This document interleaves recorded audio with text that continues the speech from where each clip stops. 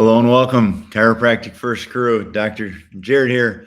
I'm coming to you with our next masterclass, which is a pretty complex topic and pretty wide ranging, but the topic is addressing chronic pain. And so, as we get started today, odds are many of you that are watching have dealt with chronic pain either in the past or are currently dealing with some form of chronic pain. And the first thing I want to do is just acknowledge the fact that you are on here working to be better, looking at addressing the root cause of the problem and ultimately trying to find solutions that allow your body to heal itself. So, as we get started, one of the stories I heard one time or watched a video on one time was from the famous billionaire investor Warren Buffett, and he was speaking to a group of high school students, and he said, "So hey, at the end of this presentation or explanation, at the end of this, I have a big surprise for you. Let's say I'm going to give you a car." And that car can be any car you want. You can pick the color. You let me know what it is, and it'll be in your driveway tomorrow with a bow on it. Is roughly how the story goes. And he says, now you might say, now, hey, what's the catch? And he said, the catch is that this car that you receive is the only car that you can have for the rest of your life. So you can imagine being in high school, inherently, this sounds like a great deal right up until the point when you realize that you have to keep this car for potentially 60 or more years. Now, if that was the case, if that was the only choice that you had, think about how you would treat that car. And it's pretty much universal. Like, would you miss an oil change? Would you wash it probably more often? Would you clean it up? Would you drive slower? Would you avoid potholes? Would you take different routes, even if they took a little longer? Would you do any accessory replacement that could protect the main components of the car that can't be replaced? Odds are you would say, well, of course. And so the analogy, as you might expect, is you certainly are going to have more than one car in your life, but you only get one body. And most of those parts can't be replaced. The ones that can are not guaranteed that your body will accept them or that they can be replaced perfectly. They're certainly not the same as they were being a brand new, whether it's joint, whether it's organ, whether it's a skin graft, hair transplant, whatever it is. It's like ultimately the original parts are the ones that work best. And so there are people on here, and there's people that that they take care of their car better than they take care of their body. There's a pretty open standard or I'll say kind of irony. One of my sisters, and some of you know her, Dr. Brianna, she's an animal chiropractor focusing specifically on horses. And in the horse training world, they talk about there's a lot of people who invest more money in the health of their horse than they do themselves. They exercise the horse, they get the horse adjusted, they feed the horse, really perfectly, don't let it deviate. They try and avoid toxicity. They insist on rest and sleep and these different things for, let's say, a racehorse, or buying better gasoline for your car, or something like that. But then when we talk about our bodies, there's plenty of people who don't routinely invest in their body as much as they know they could or they should, or really they don't value themselves enough to take care of it as much as they could or should. And I'm not saying that's you. Like I said, you're likely on here because you have a higher value for yourself. But it is, for those of you that have been in the office before, I hope you resonate with, one of the principles that we live by and that we try and serve by is ultimately we're trying to, in every way possible, get to the root cause of certain problems and help or allow your body to heal itself. So that's the best opportunity. Now, there are some things, and we're going to stick with this car analogy probably multiple times throughout this explanation, but like if you only had one car and you got in a car accident, there'd be certain parts of the car that wouldn't be fully repairable, would potentially never be the same, whether that's the way a wheel bearing drives or a crunch in the fender or whatever it might be. And so some of those things are unavoidable. Again, some of you have been in car accidents. Some of you were athletes, got concussions, damaged knee joints, had to have surgery. There's some of you that have now sat in a desk chair for 10, 20, 30, 40 years, maybe missed some years of exercise, or maybe have some bad sleeping habits, eating habits, have been chronically on medications. And the truth is that many of these things, they wear on your body. And as you age, it does take work or investment just to be the same as the previous year. And so some of these things that have happened, I'll say to you, are likely not fair. It's not fair that you had this happen. It might have been a birthing thing. It might have been wrong place, wrong time. It might have been there were so many other factors in life that you couldn't control, so you couldn't take care of a certain thing. But currently, in my opinion, the worst thing you can do if you have a health problem or if you have something that's causing chronic pain is to ignore it and cover it up. Because as we all know, if you had a leak in your roof and you ignored it, or that would be a different type of cover up. But if you ignored it, over time, that leak is going to get bigger. It's going to cause more damage. It leads to a variety of other things. We just had in the office, so many of you are, I'm sure, familiar. There's a back storage room that we store things in. We store the water that we go through. We store certain supplements or whatever. And one of the pipes that brings water into the building got just this tiny little leak in it. So small, in fact, that we assumed a couple weeks ago that the water, there was a little bit of water on the floor. So we just simply mopped it up, because it was like, oh, we must have spilled some of the water from the water fountain, and didn't think twice of it. A week later, there's water on the floor again. And so looking at it, and inevitably what happened is that the water was leaking out of this pipe, and that pipe was starting to cause damage to the tile underneath it. It was starting to soak into the drywall. And so all of a sudden, when we realized that there was a chronic problem, not a spill, we had a whole different series of things that we had to do. We had to cut into the drywall and make sure there wasn't any damage to the drywall or there wasn't any mold. We had to repair or replace some of the tile. We had to fix some of the spots on the wall. I mean, there was just this whole thing that had to be replaced. And thankfully, with something like that, that is completely replaceable. But I'm sure you can, extrapolate on the analogy when somebody takes pain medicine, or they go to a different type of doctor and they're just given opiates, or they're given steroids, or they're given something that essentially just reduces the inflammation or stops the pain, but the person continues to address or deal with the problem, and often justifying it like, well, this is the best my doctor can give me.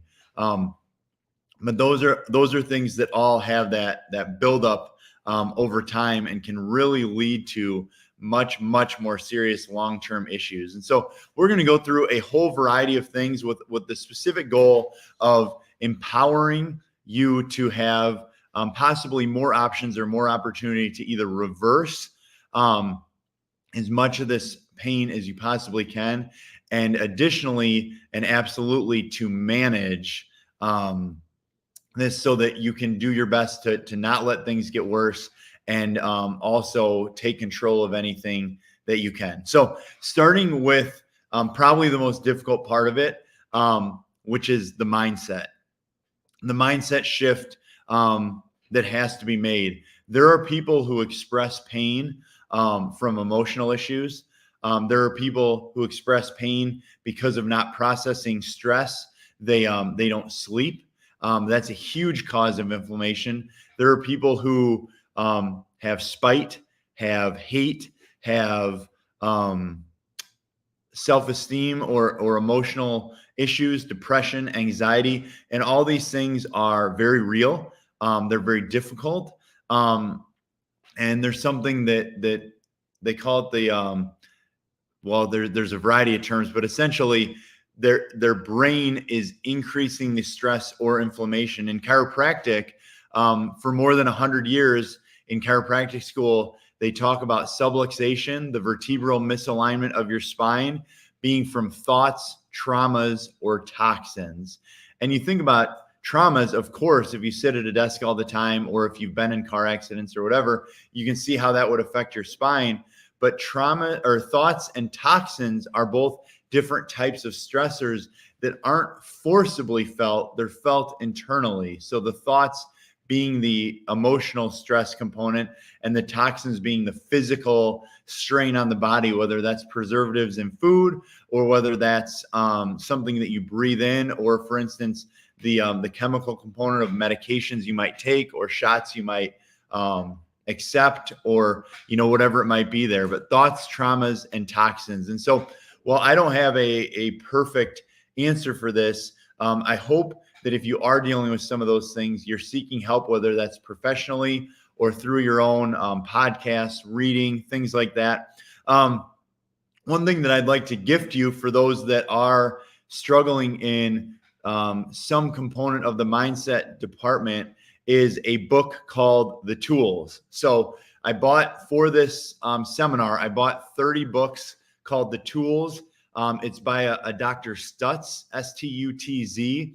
And if you'd like to, if you have Netflix, there's also a documentary on Dr. Stutz on Netflix that you could look up. But that book is completely complimentary as long as you'll read it. So you just need to ask at the front counter for a group of books called The Tools, and the rest is just for you. It's fully complimentary, and I hope if you are dealing or struggling with something in that in the mindset department, that it radically helps you. It's something we've read as a team. It's something that I have seen a lot of value in, and so that's one component of it.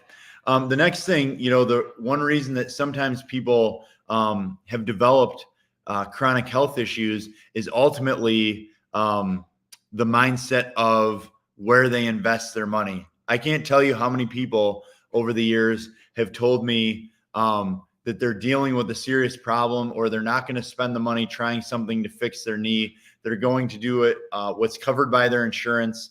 And almost in the same breath, they talk about how they're also going to Disney World, or they also just moved and upgraded their house or their car or whatever. And frankly, I'm not here to judge or say what's right or wrong. That is not in any way my place.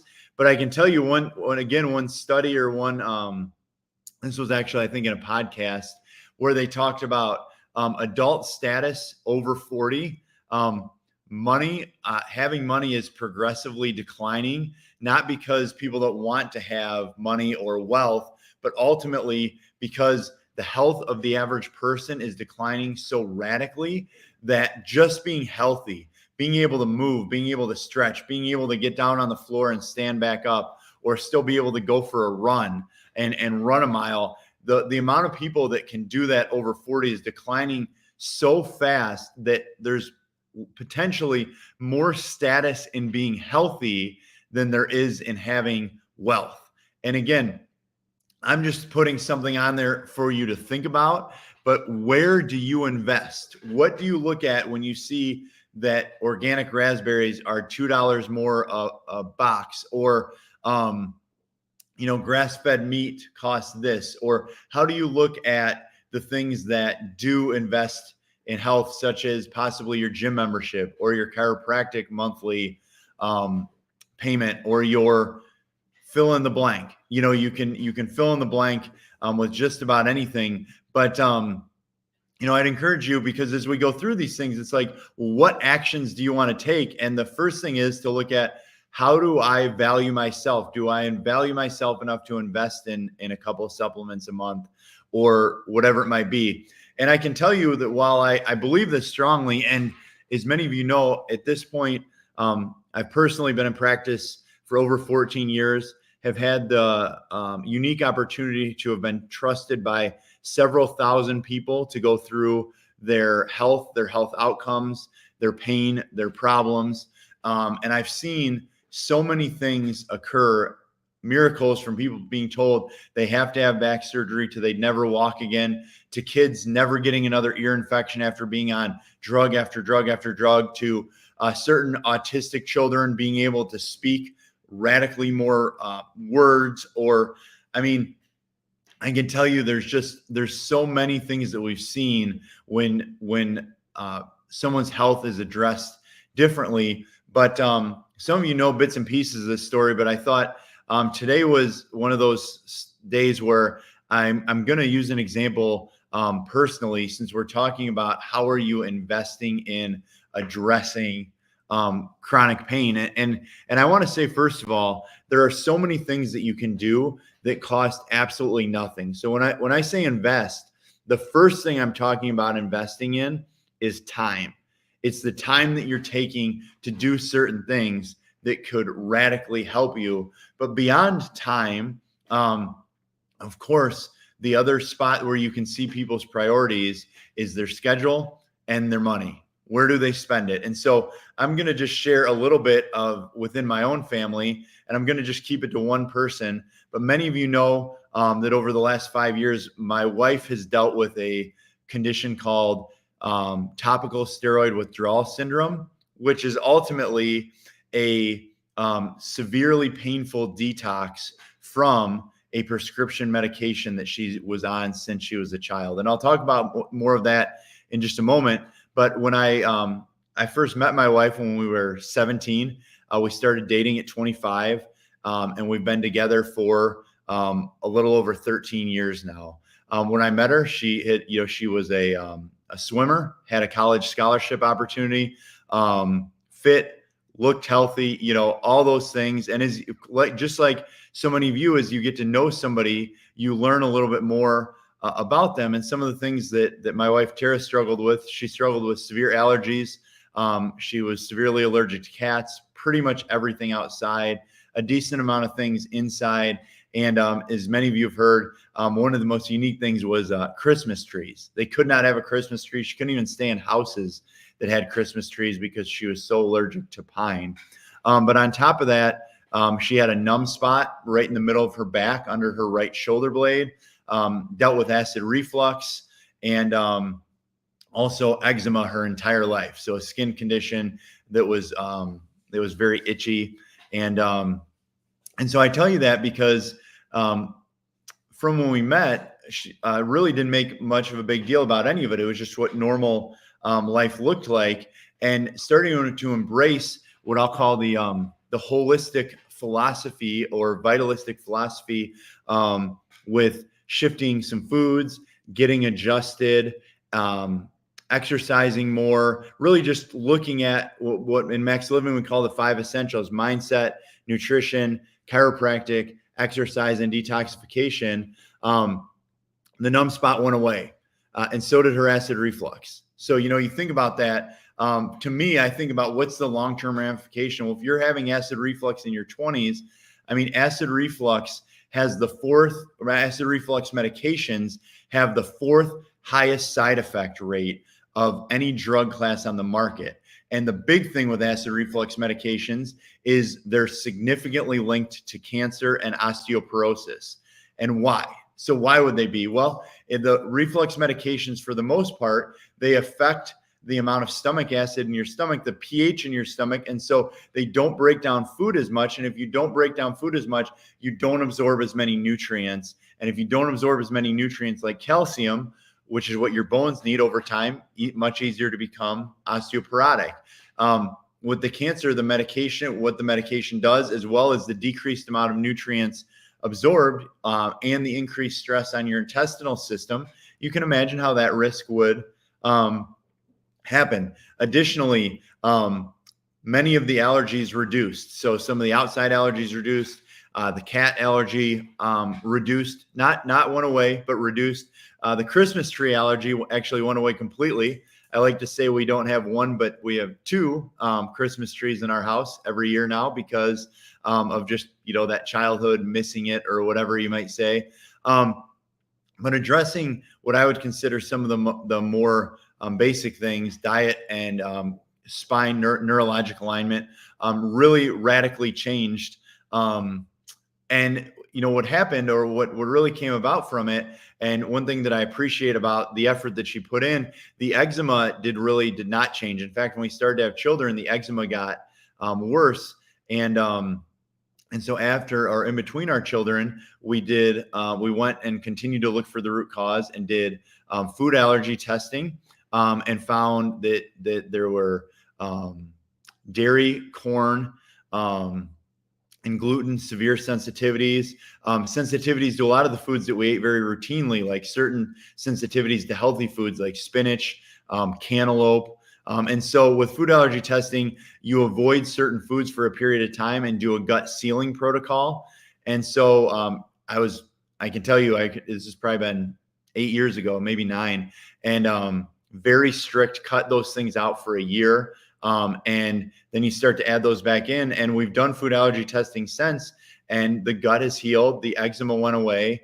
And as that went away, the unfortunate part was she genetically was sensitive to the steroids that doctors had given her to cover up the eczema. And so now is going through actually a disease that's caused by a medication that you don't even need a prescription for.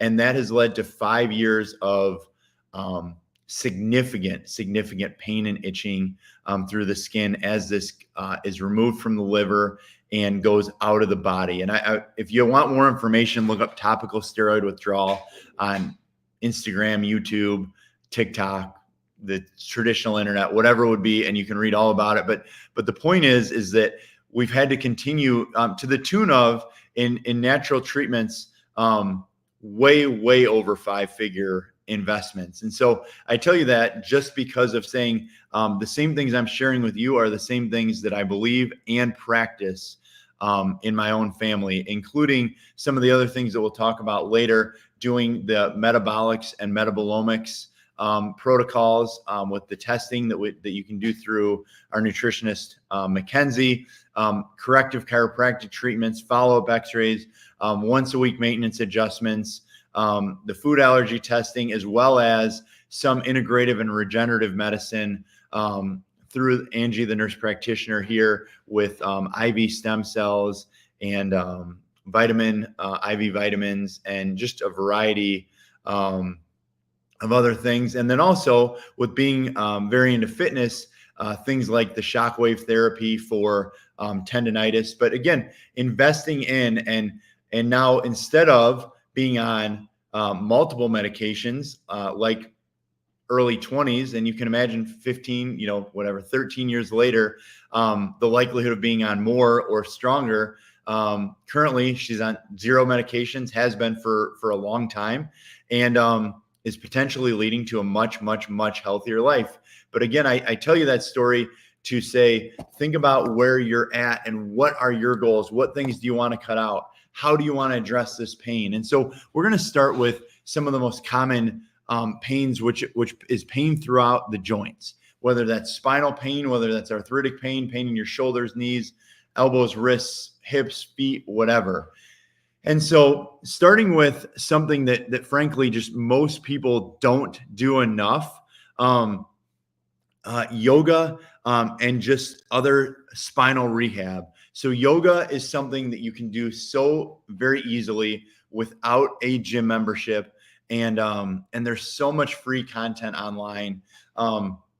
Yoga minimums to get flexibility increases are a minimum of twice a week for most people, ideally more. But the thing that I think is so cool about yoga itself is that the stretching or the pliability, as you age, you don't actually have to decrease flexibility.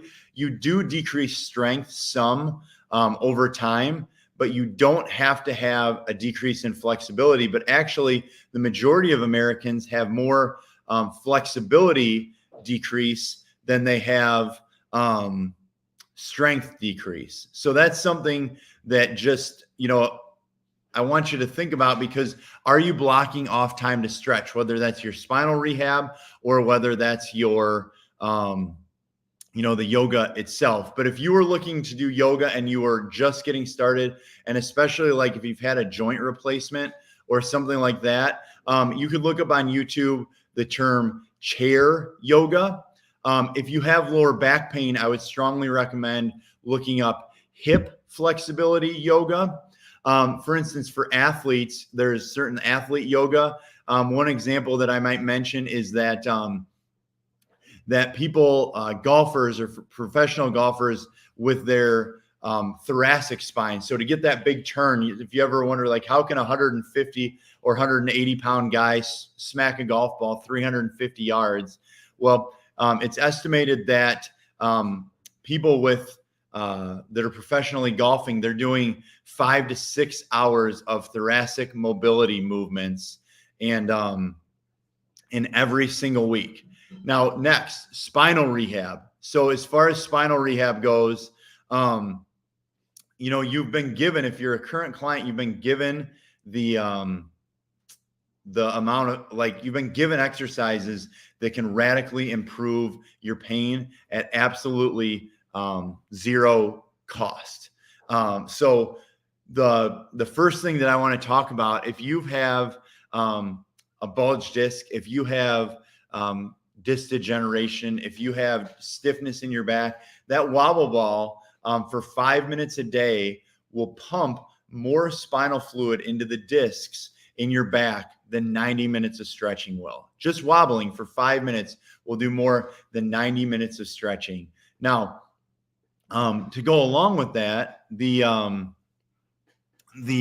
spinal rehab that you're doing, what research shows is that if you do have arthritis in your back or degeneration in the discs, within about 72 hours of receiving an adjustment, your discs are starting to get stiff. So for instance, if you only get adjusted when your back hurts, or if you go every other week to the chiropractor, but you're not wobbling at home and you have arthritis, you could be having, the reason you could be dealing with chronic pain is just, frankly, you're allowing your discs to get too stiff.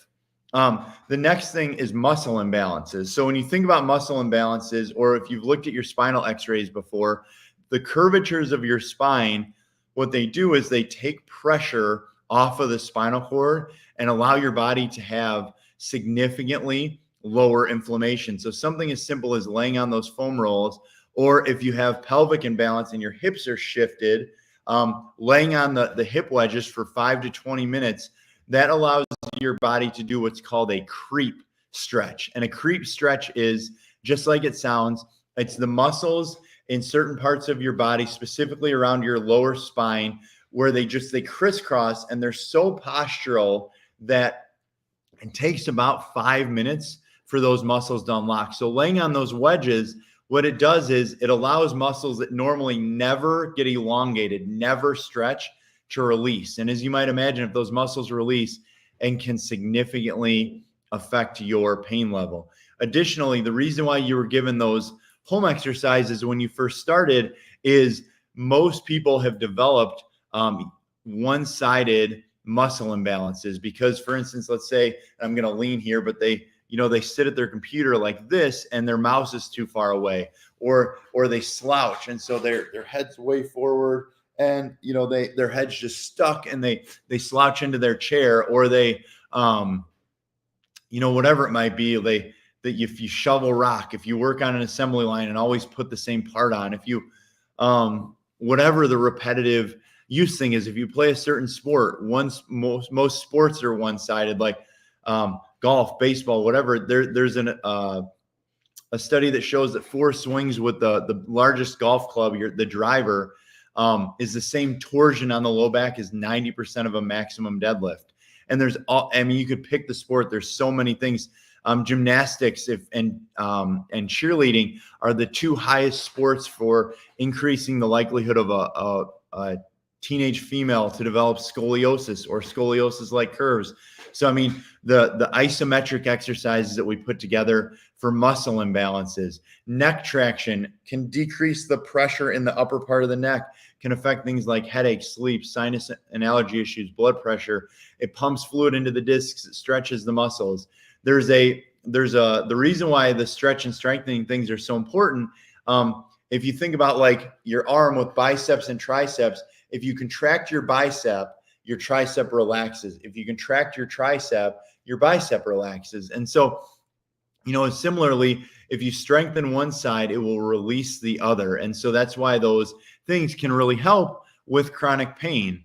Now, another thing that may be occurring in your body is, for many people, many adults, they have degeneration in the discs, especially in the neck or lower part of the back. And if you haven't seen this yet, since April, we've had what's called a spinal decompression machine.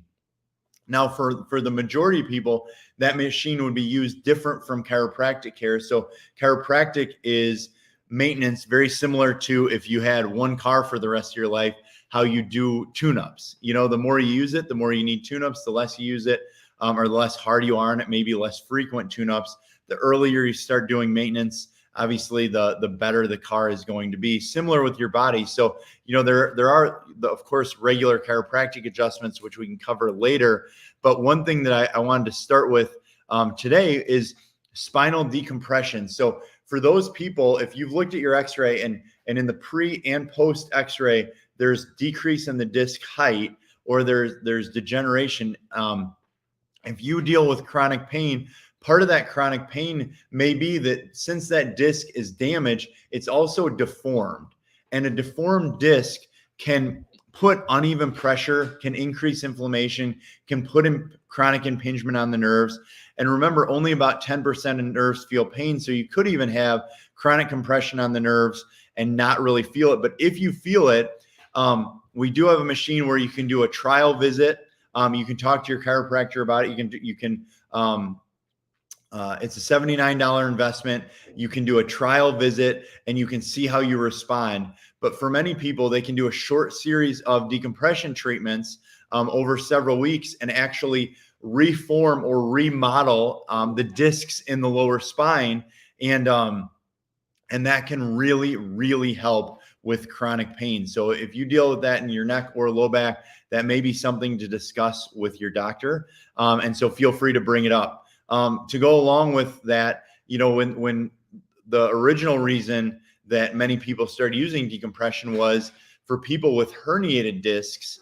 They had in the lower back, people who went through chiropractic care and decompression had a 75 to 80% chance of avoiding surgery after they had already been told that they must have surgery. And people with cervical spine or neck issues had roughly a 90% success rate of not ending up having surgery. Even in chiropractic, you may remember this stat, but when people get to the point of 9 or 10 out of 10 pain that's unresolved over an extended period of time, there was a study that showed that over 40% of people would end up having back surgery if they did not receive chiropractic care, and just 1.5% of people with severe back pain over an extended period of time had back surgery if they sought chiropractic care. So think about that with chiropractic care and decompression. Yes, it can help avoid surgery, but for most of you watching, if you're dealing with some level of chronic pain, decompression may be something that you want to add back in. And the last thing that we're going to cover on this first topic is not just muscle flexibility, but muscle strength. And so we're going to talk about muscle strength around the spine. And when we start on part 2, we're going to start with muscle strength and flexibility of the extremity joints. So first of all, the most common thing, if we're going to talk about what simple thing can you do to protect your spine from a strength standpoint, planks. So, and if you don't know what planks are, look up planks on YouTube, but they're a core strengthening exercise where you start for the most part on your elbows and on your toes, and you just make a plank. So you're laying horizontally. You can lean on your knees. If you have a really weak core, you could lean against the wall or the countertop. but planks are shown to help reduce scoliosis curves. They're shown to help prevent children that are developing scoliosis from it getting worse. They're shown to help with lower back pain, with helping have the proper curvature in the spine. They're shown to help with sustaining longer postural muscle strength if you sit for a living or have a very physical job. But also strengthening exercises can actually protect or take strain off the neurology by helping the ligaments that may be weakened or injured with the muscles around them supporting that structure. So strengthening the muscle imbalances. And there's a whole variety of ways you can do that. You can go to the gym, you can get a trainer, you can watch videos online. One really great set of videos, if you went to our YouTube channel and typed in Chiropractic First of Rockford, you could type in Fitness Fridays. Or if you want the top 5, we do have a text we could send you if you ask at the front desk for the Fitness Friday videos, or you could respond on this. You could respond on this post, and we'd be happy to send you the top 5 Fitness Friday videos. But Dr. Johnny's made a boatload of videos covering a wide range of topics, from healthy ways to strengthen your body around certain sports to some of the yoga positions to just really getting more fit, getting in shape, losing weight. One of the things about losing weight is, losing body fat significantly reduces total inflammation in the body. So whether that's done through exercise, diet, detoxification, or a combination of all of them, losing weight or taking excess body fat could significantly improve your chronic pain. But looking at fitness and sitting and things like things that protect against that, exercise is a great adjunct. Now, one of the things that we do see is exercising properly. So I am just going to cover a couple of different things. We obviously talked about yoga. One really good exercise that combines yoga or stretching with strengthening is called Pilates. I think Pilates is a great exercise to do. But also then, depending on your age, depending on your gender, there are different things. So for instance, like women tend to, for both body shape and structure, respond better with doing more lower body workouts, percentage wise, and strengthening the lower body and core more than the upper body.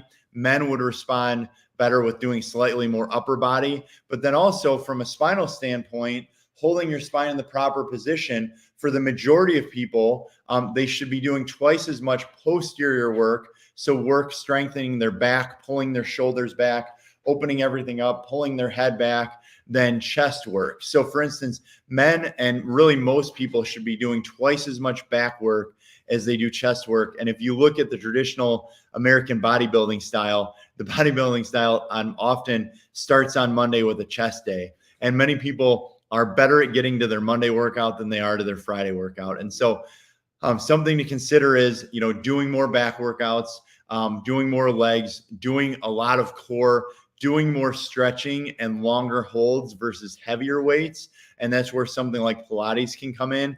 But those are all things that could radically help with your chronic pain. And I know we went a little long today. We try to keep these to about 35 minutes. We just have so much information. So coming up on part 2, we're going to cover extremity things. We're going to cover different machines you can use. We're going to cover food, toxicity. We're going to cover a lot more on ways that you can be in control and help your body have less pain. And we're also going to cover supplementation and then next level testing, or who else you could see, what other types of medical providers you can see. So stay tuned. The first mystery word is pain. The first mystery word is pain. Have a very blessed day.